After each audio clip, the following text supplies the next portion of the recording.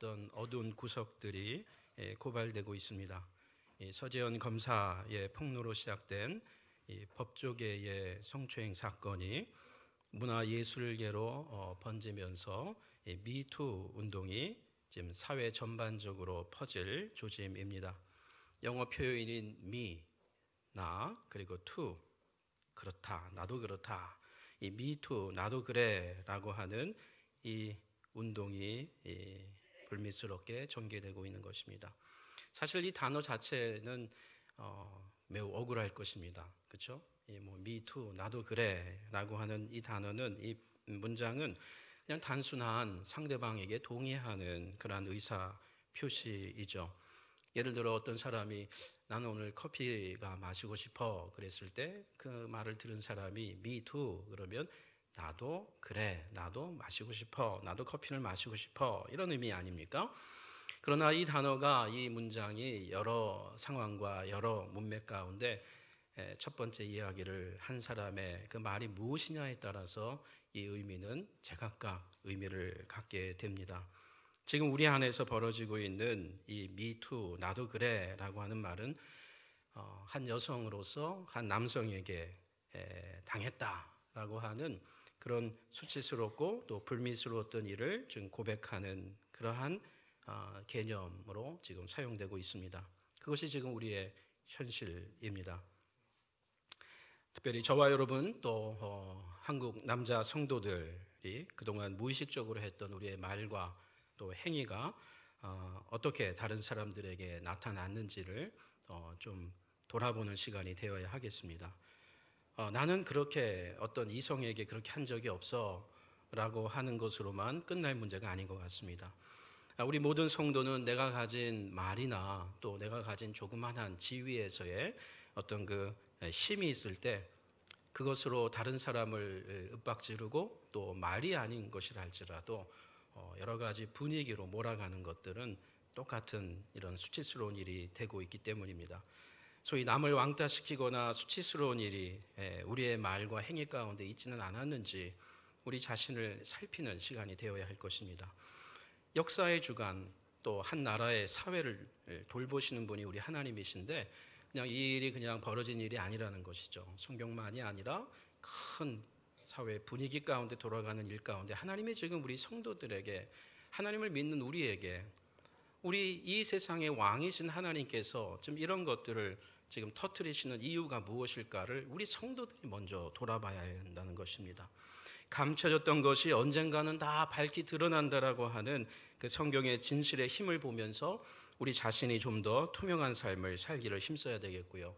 또 무엇보다 이 세상에서 다 밝히 드러나지 않을지라도 하나님 앞에서 마지막 날에 우리가 다 밝아벗을 그 날을 생각하면서 살아야겠습니다. 사도행전에 나오는 초대교회 성도들은 다른 상황과 다른 이유로 미투 운동, 어떻게 보면 우리도 그래, 아스투 운동을 고백했던 사람들입니다. 말하자면 어떤 한 사람이 나는 그리스도의 제자야, 나는 예수님을 내 왕으로 섬기고 있어 라고 하는 굉장히 부담스러운 정도가 아니라 힘든 상황에서 자기 생명을 걸고 me too, us too, 나도 그래, 우리도 나도 예수의 제자야 하면서 죽음의 길을 갔던 그 역사가 초대교회 역사입니다. 가족과 사회 앞에서 용기 있게 내 아들 내 자녀는 아니겠지, 우리 어머니는 아니겠지 했는데 나도 그리스도의 제자야 라고 하면서 갔던 사람들이 초대교회 성도들입니다. 오늘 우리가 읽지는 않았지만 사도행전 4장 19절에 보면 베드로와 요한이 대답하여 이르되 하나님 앞에서 너희의 말을 듣는 것이 하나님의 말씀을 듣는 것보다 옳은가 판단하라. 우리는, 여기서 말하는 우리는 베드로와 요한 사도들입니다. 우리는 보고 들은 것을 말하지 아니할 수 없다. 미투입니다. 나는 보았다, 나는 들었다, 내가 그 자리에 있었다, 내가 그 자리에서 보았다.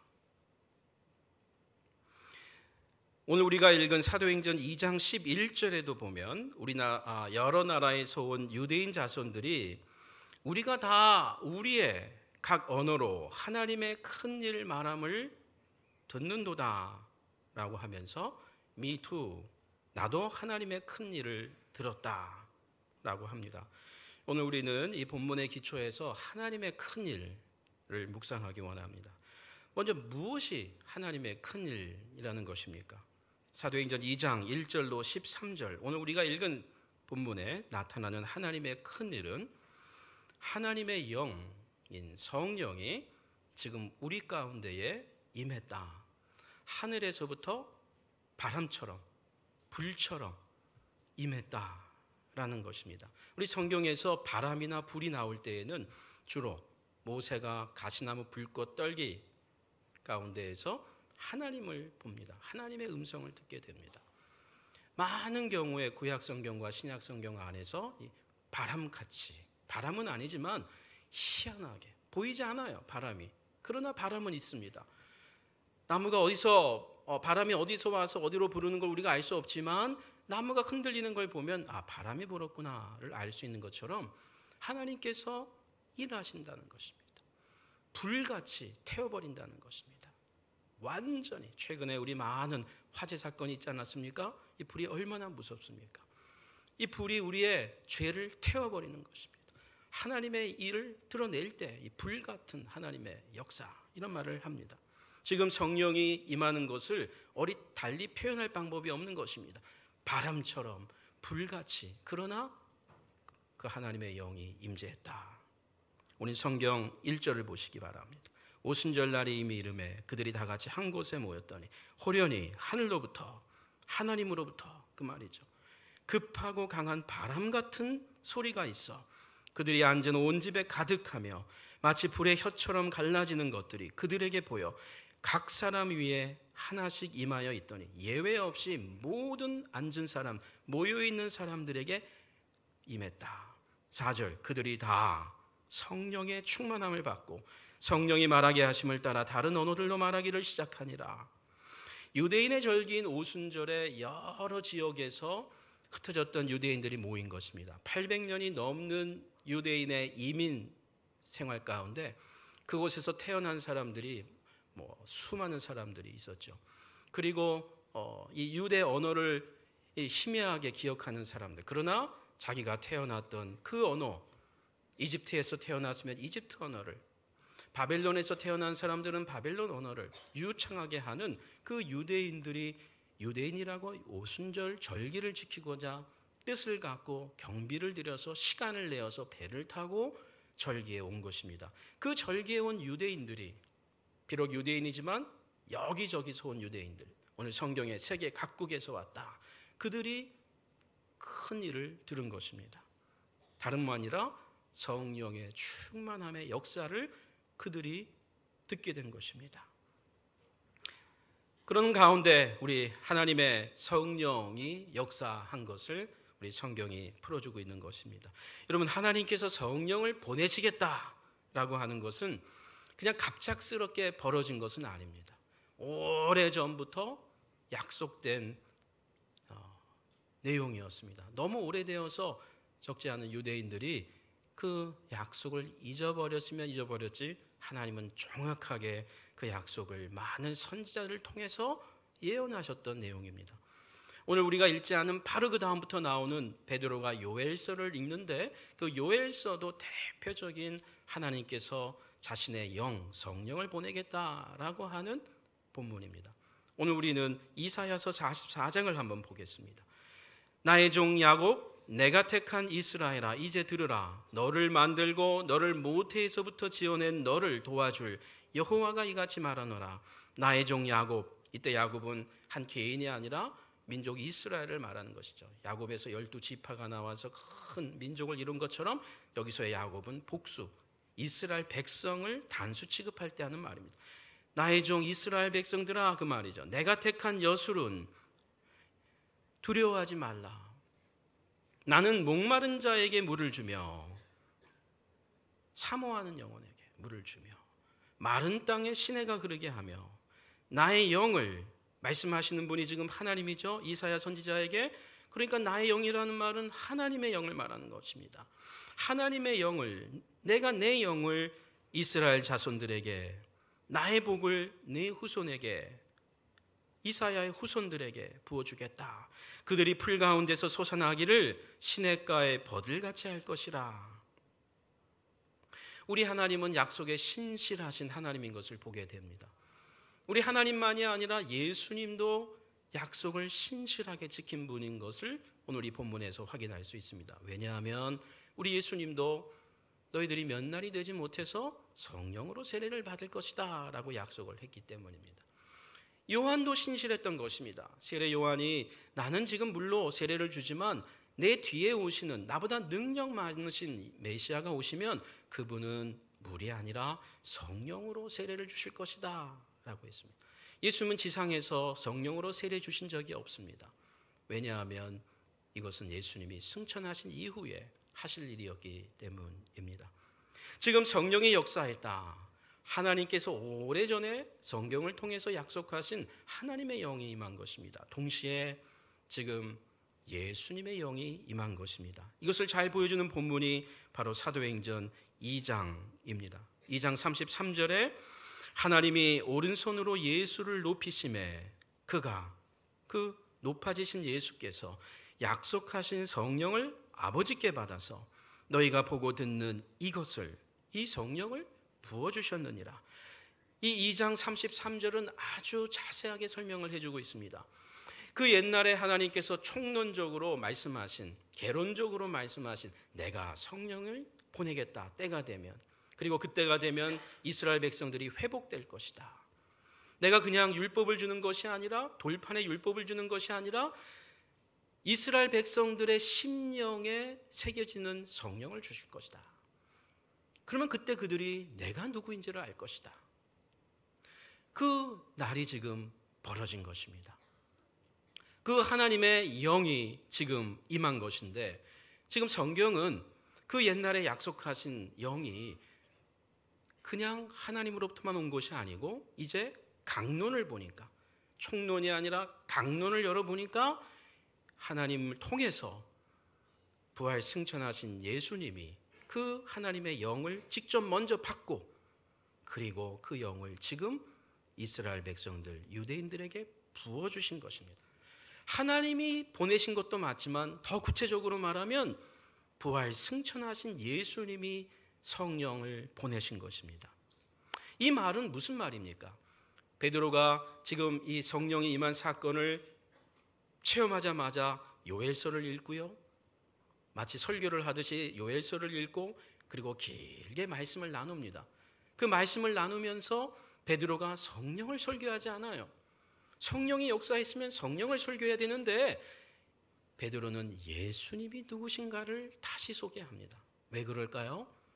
성령이 이 땅에 오신 일은 바로 예수님이 십자가에 죽으셨지만 죽은 것이 아니고 부활하셨고, 예수님이 부활로 끝낸 분이 아니고 부활하신 이후에 40일 만에 승천하셨고, 승천으로 끝난 것이 아니고 하나님 보좌 우편에 앉으셔서 그 높아지신 예수님이 그 높아지신 살아계신 것을 증거하기 위해서, 확증하기 위해서 성령을 보내셨다는 것입니다. 지금 성령이 우리 안에 역사하시는 게 뭐냐? 이것은 성령의 역사이기도 하지만 하나님의 약속이 성취된 것이기도 하지만 지금 예수님께서 우리에게 성령을 부어주신 예수님의 일이 벌어졌다. 높아지신 예수님이 우리 가운데 지금 일하고 계신다라는 말입니다. 그래서 베드로는 그것을 선포하는 것입니다. 우리 예수님께서 하나님과 동등한 권세를 가지셨다. 구약에서 하나님의 영이 임하면 그 사람은 하나님의 일을 하는 것입니다. 하나님의 영 성령이 임한 것은 바로 하나님이 일하시는 자리입니다. 이제 신약 성경에서 성령이 임하는 사건은 하나님의 일인과 동시에 예수님의 일을 하고 있다는 것입니다. 사도행전 2장 이후부터 초대교회에 성령이 역사하기 시작하는 것은 그냥 성령의 역사가 아니고 예수님께서 지금도 일하고 계시다. 바로 이것을 말씀하기 위해서 지금 베드로 사도가 설교하고 있는 것입니다. 예수님께서 성령을 통해 제자들과 일하고 계신다라는 것입니다. 우리 예수님이 십자가에 죽으시고 부활하시고 승천하시고서 열중하면서 쉬고 계시는 분이 아니고 우리를 위해 기도하시고 성령을 통해서 성도들을 감화시키면서 하나님의 일을 하시는 분이다라는 말. 예수님의 지상 메시아 사역의 열매가 성령의 강림이라는 것입니다. 마치 출애굽 사역의 열매로서 모세와 이스라엘 백성들이 하나님께로부터 오순절에 율법을 시내산에서 받았다면, 이제 예수님의 제자들이 예수님 사역의 열매로서 오순절에 성령을 선물로 받게 되었다라는 것입니다. 그래서 신약적 교회가 탄생하게 된 것입니다.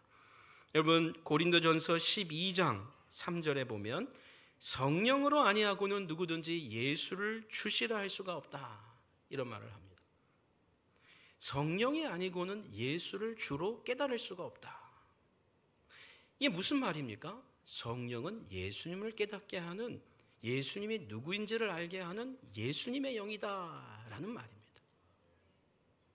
성령이 아니고는 예수님이 십자가에 왜 죽으셨는지, 그분의 죽음과 나의 관계가 이해가 안 되는데, 예수님의 영이 우리에게 임하면, 성령이 임하면 예수님의 죄가 나를 위한 죄인 것을 깨닫게 된다.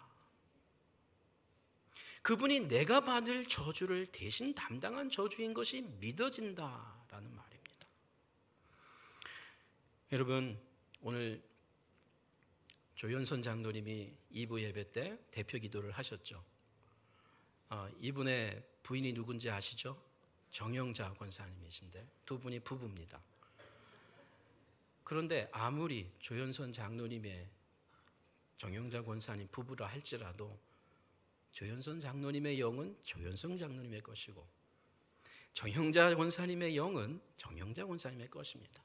부부로 아무리 오랫동안 같이 살고 함께 식사를 많이 해도 비슷하게 느껴질 수는 있지만 영이 같을 수는 없는 겁니다. 내 마음은 나 혼자만 갖고 있는 것입니다. 그렇죠? 지금 하나님의 영인 성령이 예수 그리스도의 영이다. 신비로운 일인데, 이제 하나님만이 아니라 예수님의 마음과 생각을 드러내시는 분이다 라는 말입니다. 그래서 로마서 8장 9절에는 바울이 이렇게 우리에게 선언합니다. 만일 너희 속에 하나님의 영이 거하시면 너희가 육신에 있지 아니하고 성령, 영에 있나니 누구든지 그리스도의 영이 없으면 그리스도의 사람이 아니라. 하나님의 영과 성령과 그리스도의 영이 지금 같은 개념으로 나오고 있는 것입니다. 신비로운 일이죠. 그런데 이 신비로운 일이 우리 현실 가운데, 교회 역사 가운데 드러나고 있습니다. 성령을 받은 자가 예수를 위해 삽니다. 하나님을 위해 삽니다. 분리가 되지 않습니다. 어떤 사람이 성령을 받고 하나님의 일은 하는데 예수의 일은 하지 않는다? 성령을 받은 분이 예수의 일을 하지 않는다? 이건 불가능한 일입니다. 오늘 성도가 성령으로 충만해진다는 말이 무엇입니까? 예수님이 누구인지를 알게 된다라는 말입니다. 예수님의 뜻으로 충만해진다는 말이 성령으로 충만해진다는 말입니다. 성령의 열매를 맺는 자는 자기 감정에 충실한 자가 아니고 예수님의 성품에 충실하게 된다. 왜? 성령이 예수님의 영이기 때문에 자기 절제, 용서, 사랑, 기쁨, 이런 일들이 일어나는 것입니다. 내 영으로는 불가능한데 성령이 우리 안에 거하시면. 성도 여러분, 그렇다면 우리에게 큰 일은 무엇입니까? 우리는 무슨 일이 벌어졌을 때 나에게 큰 일이 벌어졌다라고 합니까? 저 집에 큰 일이 났대. 언제 여러분은 그런 말을 씁니까? 그게 좋은 일이든 안 좋은 일이든 대박이 났다. 언제 그런 용어를 자주 씁니까? 하나님이 좋아하시는 일, 하나님이 기뻐하시는 일이 큰 일인 것입니다. 하나님의 뜻이 드러나는 것이 큰 일입니다. 우리 인간들의 일들로 너무 우리가 요동치지 않기를 원합니다. 안 좋은 일이든 좋은 일이 벌어졌든 교만할 이유도 없고 너무 낙심할 이유도 없습니다. 하나님의 작은 일은 인간들이 만들어낸 어떤 큰 일보다도 크기 때문입니다. 하나님의 큰 일이 무엇입니까? 우리가 만난 하나님의 큰 일은 무엇입니까? 여러분은 작년 한 해 동안에, 올 한 해 들어와서 지난 2개월 동안에 어떤 큰 일을 만났습니까? 성도에게 방언이 일어나야만 하나님의 큰 일입니까? 방언이 하나님의 큰 일 자체라기보다는 그 큰 일, 성령의 큰 역사가 하나님의 영이 일어나면서 벌어진 현상인 것이지, 그것이 하나님 큰 일의 본질은 아닌 것입니다. 성령께서 오신 사건이 하나님의 큰 일이라고 합니다. 성령께서 이 땅에 강림한 사건은 바로 예수님이 주와 그리스도임을 깨닫게 되는 것입니다. 그렇다면 오늘 우리 시대의 하나님의 큰 일은 예수님이 누군지를 몰랐던 한 사람이 예수님을 알게 되고, 그래서 교회를 몰랐던 사람이 교회에 나와서 예배를 드리게 되는 일, 이건 어마어마한 하나님의 큰 일인 것입니다. 왜냐하면 이 일은 성령께서만 하실 수 있는 일이기 때문입니다. 성령의 도우심 없이는 불가능한 일이 바로 한 자연인이 그리스도인이 되는 일입니다. 그냥 습관적으로 예배당에 나와서 예배드리고 교회에서 봉사도 하지만 사실은 구원의 감격이 없고 왜 교회를 나오는지를 몰랐던 자가 그 예배를 드리는 가운데에 성경을 읽으면서 예수님을 만나게 되는 것입니다. 아, 이것이 내가 교회에 나와야 할 이유였구나를 나중에 3년, 5년이 돼서 깨닫게 되는 일, 이건 하나님의 큰 일인 것입니다. 우리 그리스도인들일지라도 우리가 그리스도인으로서 점점 성령 안에서 우리의 인격이 성숙되어지는 일, 이것은 우리의 영으로는 불가능한 일입니다. 그것은 하나님의 큰 일인 것입니다. 자신과 가정만을 위해 살던 사람이 타인이 눈에 보이기 시작하는 사람, 다른 사람들이 눈에 보이기 시작하는 사람, 내 민족만 생각했던 사람이 다른 민족이 보이기 시작하는 사람, 그리고 그들에게 복음을 전해야 되겠다라고 하는 심령이 뜨거워지는 사람, 하나님의 큰 일을 만난 사람입니다. 우리의 소중한 시간과 우리의 소중한 물질을 하나님의 나라에 쓸 수 있는 사람이 된 사람. 전에는 1,000원, 5,000원으로 벌벌 떨었는데 이제는 나도 모르게 하나님의 일에 기꺼이 내 소중한 시간과 물질을 들여도 희한하게 기쁨이 일어나는 사람, 이것은 우리의 영으로는 불가능한 일입니다. 하나님의 영이 임할 때 내가 하늘의 기쁨으로 충만해지는 것입니다. 이것이 그리스도인입니다. 이것이 하나님의 역사입니다. 모두 다 성령의 감동이 없이는 불가능한 일인 것이죠. 로마서 12장에 너희를 박해하는 자를 축복하라. 축복하고 저주하지 말라. 즐거워하는 자들과 함께 즐거워하고 우는 자들과 함께 울라. 이제 시간이 지나면서 점점 이 기뻐하는 일을 맡는 사람들과 기뻐하는 일이 쉬워지지가 않습니다. 인생을 알아나간다고 하면서 점점 시기와 질투가 심해지는 것입니다. 전에는 슬픈 일도 함께 슬퍼했는데 어느 순간부터 정말 마음으로, 말로는 축한다고 하지만 마음으로부터 우러나오는 축하가 나오는 게 아니고 돌아서면 시기 질투가 일어나는 것입니다. 그리스도인일지라도 그것은 내 영이 꽉 차 있기 때문이에요. 인간의 영이, 이 세상 나라의 영이, 하나님 나라의 영이 우리에게 임할 때에 우리는 우리의 영을 죽이고 함께 기뻐할 수 있는 사람이 됩니다. 오늘 우리 성경에 말하는 것처럼 즐거워하는 자들과 함께 즐거워하고 우는 자들과 함께 울 수 있는 것, 서로 마음을 같이 할 수 있는 겁니다. 높은 데 마음을 두지 않고 도리어 낮은 데 처하며 스스로 지혜 있는 채 하지 않습니다. 힘이 있고 지혜가 있는데도 힘을 쓰지 않는 것이 이게 하나님의 큰 일입니다. 세상은 조그만한 힘이 있어도 그 힘을 갖고 자기보다 힘이 없는 그 사람들에게 힘을 부립니다. 악으로 악을 갚지 않고 모든 사람 앞에서 선한 말을 도모하는 일들, 이것은 우리의 영으로는 불가능한 일입니다. 모두 성령을 통해 변화된 사람들만이 할 수 있는 하나님의 큰 일들이죠. 성령의 충만을 받았다는 사람이 교회를 어지럽히고 분열시킨다는 일은 있을 수가 없습니다. 왜냐하면 교회는 그리스도의 몸이기 때문에 그리스도의 영으로 충만한 사람이 어찌 교회를 분열시키겠습니까? 성령 충만을 받은 사람은 예수님의 성품이 나타나는 것입니다. 여러분, 오늘 오실 때 향수 뿌리신 분 있죠? 그 향수 뿌리면 향수 냄새가 나야 합니다. 종류별로 다른 향수 냄새들이 있죠. 여성 성도들은 설화소 화장품 좋아하죠? 그 설화소 화장품 바르면 남은 몰라줘도 나는 그 냄새를 느낍니다. 우리가 성령의 세례를 받으면 성령의 향기가 납니다. 그리스도가 우리 안에 거하시면 그리스도의 향기가 나타나는 것입니다. 두 번째 생각할 하나님의 큰 일이 있습니다.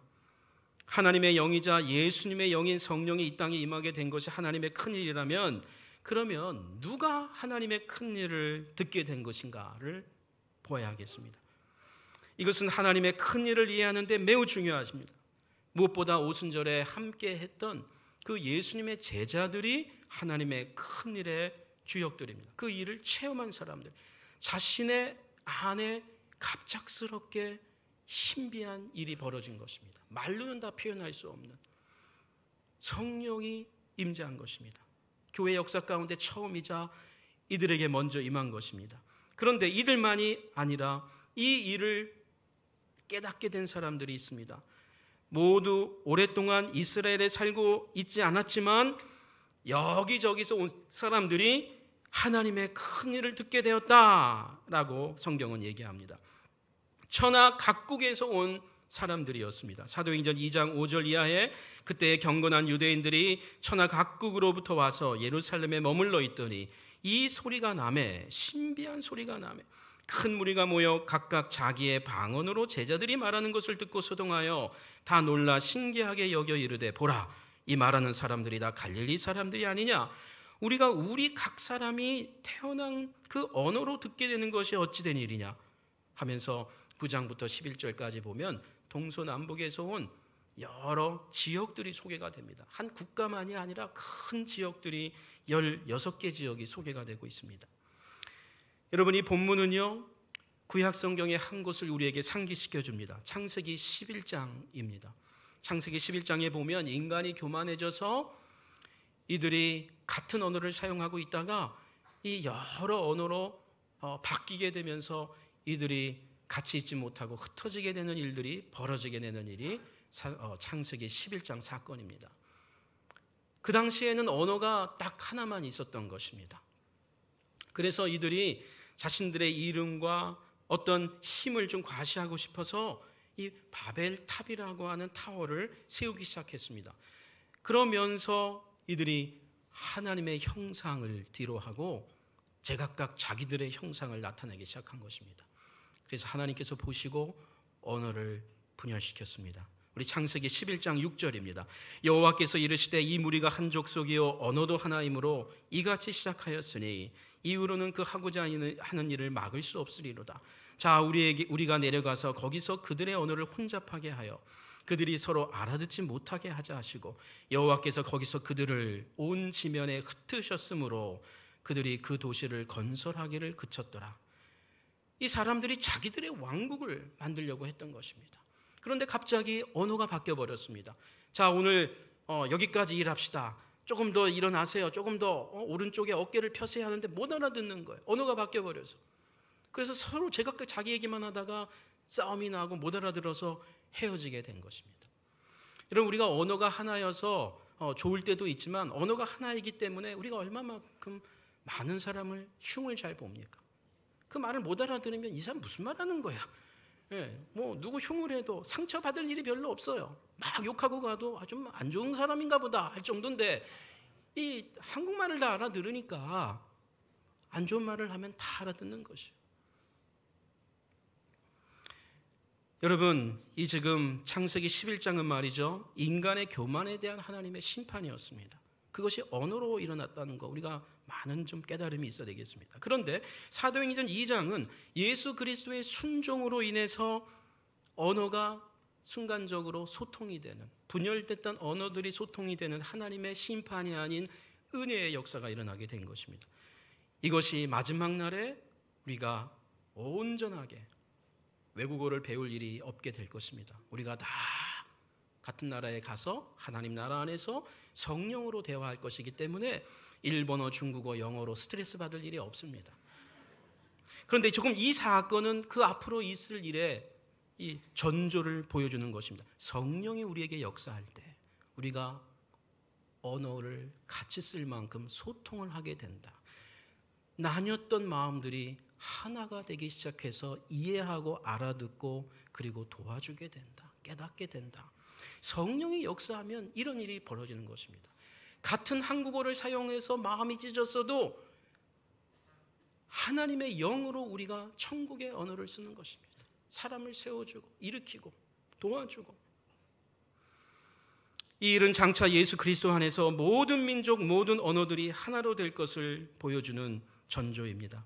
여러분, 성령의 강림으로 시작된 이 초대교회가 신약교회가 된 것입니다.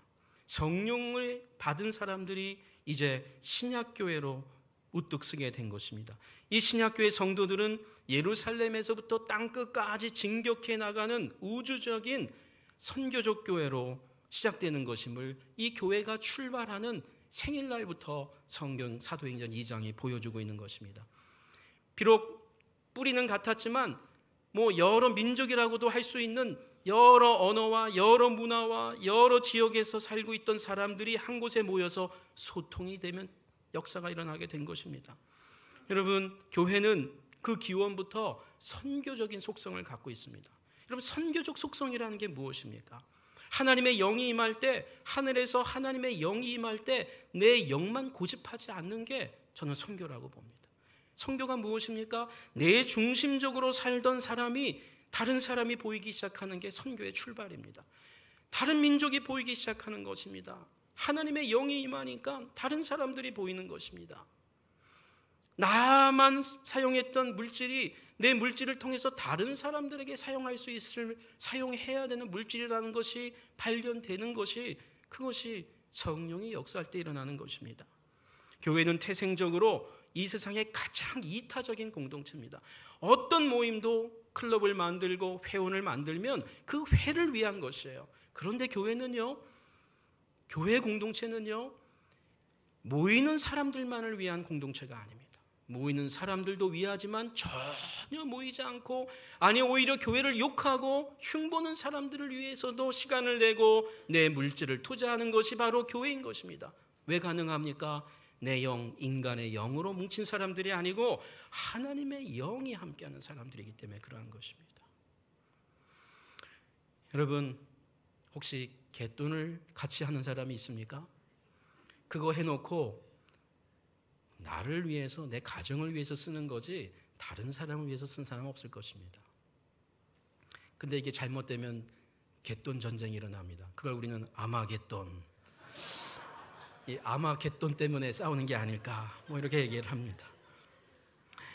여러분, 오늘 우리 한국교회와 저와 여러분은 좀 묵상을 해야 되겠습니다. 하나님의 큰 일을 우리는 지금 감추고 있지 않습니까? 하나님의 큰 일을 지금 부끄러워하고 있지는 않습니까? 내가 성령에게 더 은혜 받는 것이 부담스러운 분이 혹 있지 않습니까? 그냥 적당하게 예수 믿어야지 너무 미치지 마라. 여러분, 예수 믿는 건 그런 일이 있을 수가 없는 것입니다. 아니, 예수에 미치면 직장 생활을 건강하게 할 수밖에 없습니다. 잘못 미쳤기 때문에 그런 것이에요. 정말 성령으로 충만해지면 직장 생활에서도 인정받아야 되는 사람들이 그리스도인들입니다. 여러분, 오늘 저와 여러분들이 거룩한 고민을 해야 됩니다. 성도들과 예수님을 믿지 않는 사람들이 너무 유사해지는 시대에 있기 때문입니다. 여러분, 어떻게 예수 믿는 사람들과 예수를 모르는 사람이 점점 비슷하게 살 수가 있습니까? 하나님의 영이 있는 사람들과 하나님의 영이 없는 사람들과 삶의 패턴이, 스타일이 비슷하다는 것은, 이것은 이상한 일입니다.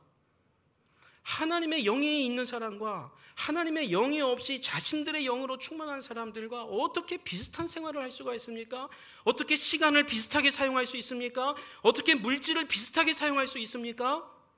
어떻게 사람들과의 관계가 비슷해질 수 있습니까? 이 이유는 하나님의 영이 아니라 우리도 모르는 사이에 내 영으로, 세상의 영으로 예수 믿는 자들도 점점 충만해지기 시작했다는 말입니다. 교회 운영도 세상의 직장이나 기업과 점점 유사해지고 있다는 말은 교회 공동체에 하나님의 영이 떠나기 시작했다라는 말입니다. 한국 교회가 1970년대까지는 가난했지만, 그러나 그들은, 우리 선배들은, 우리 원로 목사님의 시절에 그 신앙의 선배들은 순수한 복음을 붙잡고 가난했지만 부유했던 사람들입니다. 그들은 성경대로 살기를 애썼던 사람들입니다. 그런데 오늘 성도와 교회가 점점 세속화되고 있습니다. 세속화, 점점 세상에 속해지기 시작했다는 말입니다. 하나님 나라의 가치가 아닌 세상 나라의 가치에 점점 가까워지기 시작했다는 겁니다. 주일에 교회에 한번 나오는 것만 다를 뿐이지, 교회 예배당을 떠나는 순간부터는 세상의 가치로 살기 시작하는 겁니다.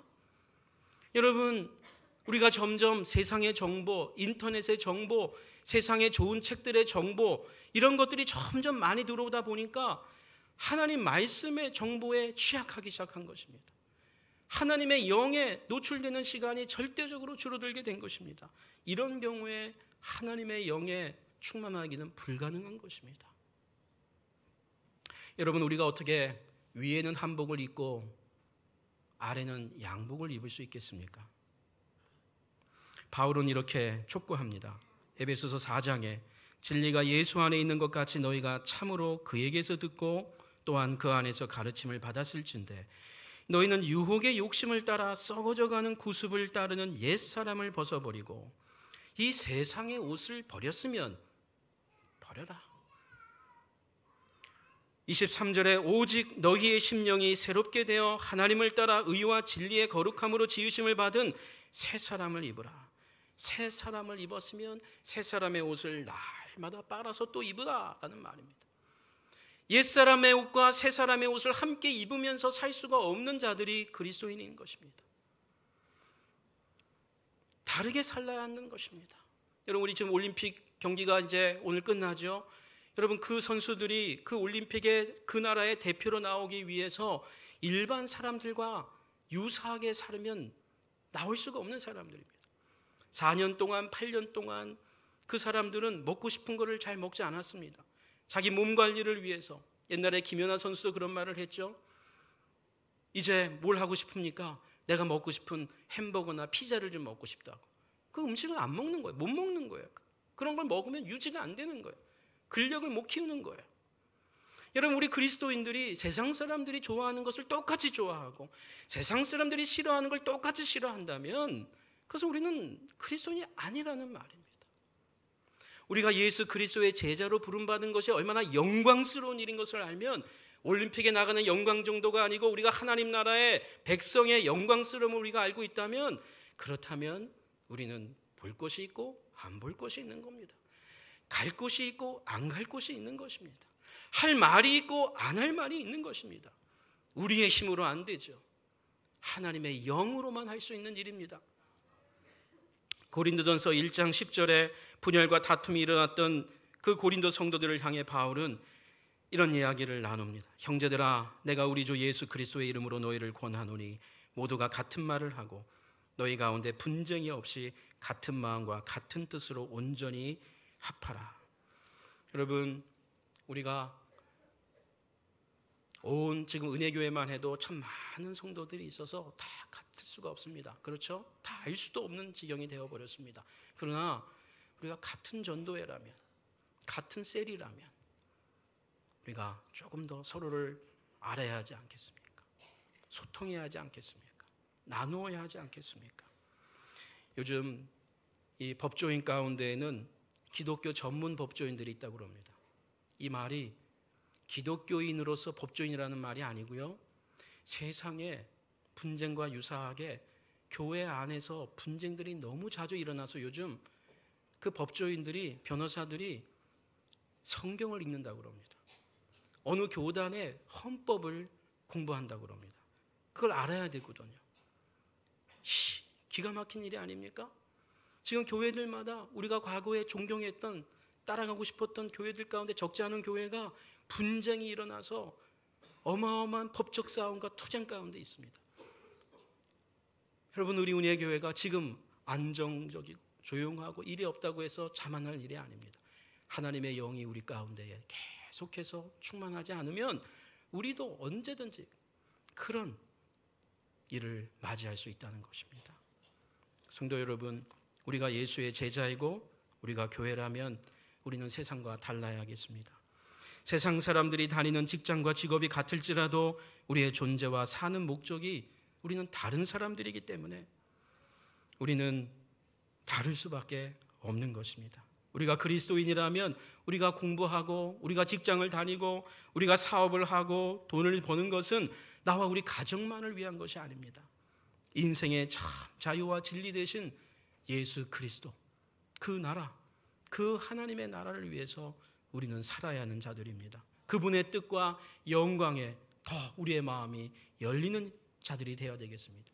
우리의 영으로는 불가능합니다. 남편의 영으로, 아내의 영으로 충만해서는 안 됩니다.